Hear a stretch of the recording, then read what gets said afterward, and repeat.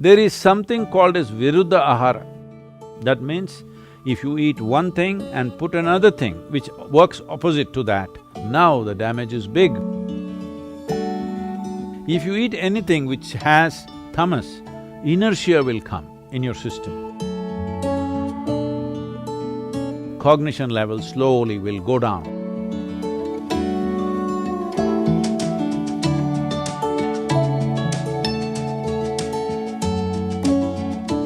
So, Sadhguru, what in your view is the fundamental cause of mental disorders? If you're asking for one cause… Well, it could be many. See, one thing is the way we eat. It's a very big part of mental illness.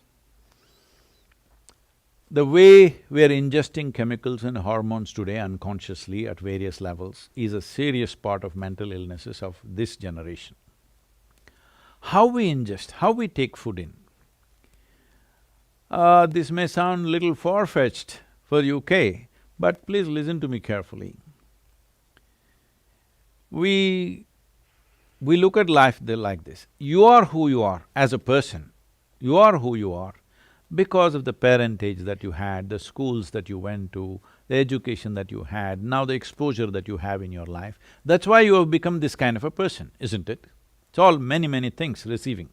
So all the times you're receiving, what you're receiving is not just information and thought. Life receives in so many levels. On the energetic level, it receives.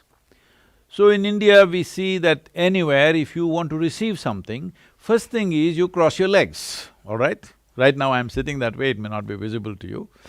But first thing is cross your legs because we don't want to receive from the lower part of our body. We want to receive… anything positive means we want to receive from the upper part of our body. So if you go to some place where we think it's energetically strong, first thing is we cross our legs and keep our hands open because we want to receive from the dimensions which represent… in the yogic physiology, it's like this. There are 112 chakras, 114, but actually 112 within the human system. Out of these 112, there are 7 categories of them, 16 in each one of them. These 7 are generally known in the world today as chakras. So the first 3 are survival processes. And the in-between one is representing a meeting of this. It is from here on, from anahata onwards, which is enlightening processes of life. So in that sense, it is important you receive certain things in certain ways. Food is considered very basic level of reception. How we receive food, what we receive is very important. Today, what are we receiving? Right now, as you see societies get more and more affluent, they start eating worse and worse food. What a rural person in India would not touch, very sophisticated cities are eating that kind of food. When I say that kind of food, almost anything that Western societies are using today are a minimum 30 to 60 days old. In yoga, their food is classified as sattva, rajas and tamas. Tamas means inertia. If you eat anything which has tamas, inertia will come in your system. Inertia does not mean you just become lazy. Inertia means certain things slow down. Certain things means essentially regeneration of the system slows down. Today you know that neuronal regeneration is one of the most important aspect of keeping your brain reasonably functional throughout your life. If you are consuming foods which are tamasic or causes inertia in the general function of your system, in the energetic process of who you are, then you will see cognition level slowly will go down over a period of time. Because everybody understands this. This is why they're drinking cups and cups of Coca-Cola or coffee or alcohol or something else because they know they need to balance that. So this kind of balance is a very rudimentary way of balancing your system, that you're putting wrong things and then you're trying to correct it with right things. The highest number of antacids in the world, nearly 60% of the world's antacids are sold in America.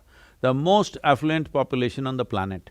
This means they have a whole choice of nourishment. They can eat the best food, but no, they will eat the worst food because commercial forces will decide what you eat. You cannot eat consciously anymore what you want to eat.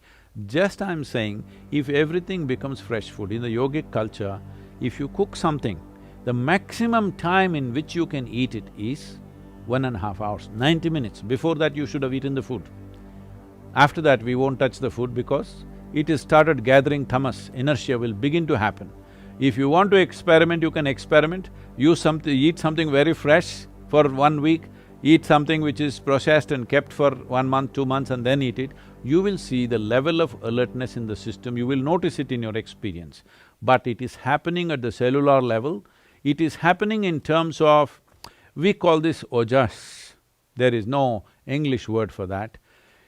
If you create sufficient ojas, which is a non-physical dimension of energy, if every cell in your body is wrapped in this, believe me, your aging process is almost… will not progress. Your cellular age will almost remain stagnant for a long period of time. Some of the tests they have done on me and they are saying that my cellular age is 25. Well, I still am like 25, I'm maintaining the same level of activity, I'm maintaining the same weight, same everything. This is not some miracle. Every human being is capable of this with some simple attention to fundamental things. Going further in terms of food, there is something called as viruddha ahara. That means, if you eat one thing and put another thing which works opposite to that, then in your system there is a war. You know, digestive process is largely between acids and alkalines and all this stuff. For example, you eat meat which is fatty. If you ate it by itself, it may not cause that much damage. But you ate that with rice and ghee, you call that biryani and you ate it. Now the damage is big because these two things will not go together. This is why any non-vegetarian food and milk-related food were never mixed, because the moment you mix it, it will go opposite to each other and you create a battle within yourself. In the yogic culture, food should not remain in your stomach bag for more than 2.5 hours. Within 2.5 hours, it should have moved out, you must be feeling empty stomach. Hunger will not come, empty stomach will come, and that is good. We want our stomach to be always empty, because in an empty stomach, everything works well. And the colon health is something that's completely neglected today. If you do not keep your colon clean, keeping your mind in a balanced state is very, very difficult. So in Ayurveda and Siddha, first thing if you say anything, you are having sleepless nights, you are having disturbed something, mild, any kind of psychological problems, first thing is purging. Purge the system, clean the colon, suddenly you feel little balanced.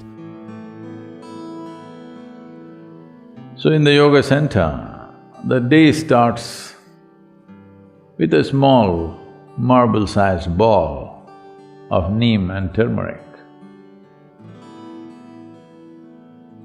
There are many aspects to this, of what impact it has on your system. One immediate thing it will do is, it will keep your alimentary tract clean.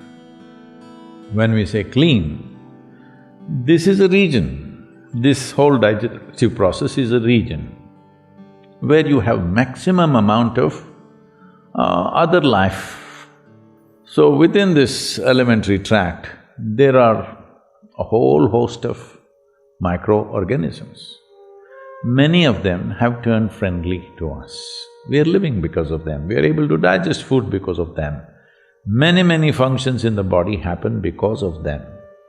But still there are many who are harmful to us. The uniqueness of neem, especially when it is taken along with turmeric, if these two things go together, largely those things which are not necessary for the body, those things which can harm the body, any kind of parasital life which is there, all these things get eliminated. It is not a whole solution, but it'll bring the basic necessary atmosphere in the body to make the corrections. Either with medicine or with necessary practices, you can bring about correction. How do we apply this to a person who is suffering right now? That needs a compassionate approach, not a standard approach, my way or your way. It's a very silly way to go at it, that this is the only way it can be done, because that's not how human beings are. A judicious action of what could be maximum right rather than wrong, more right than wrong is all you can do. I don't think anybody has an absolute right about mental conditions that people are in.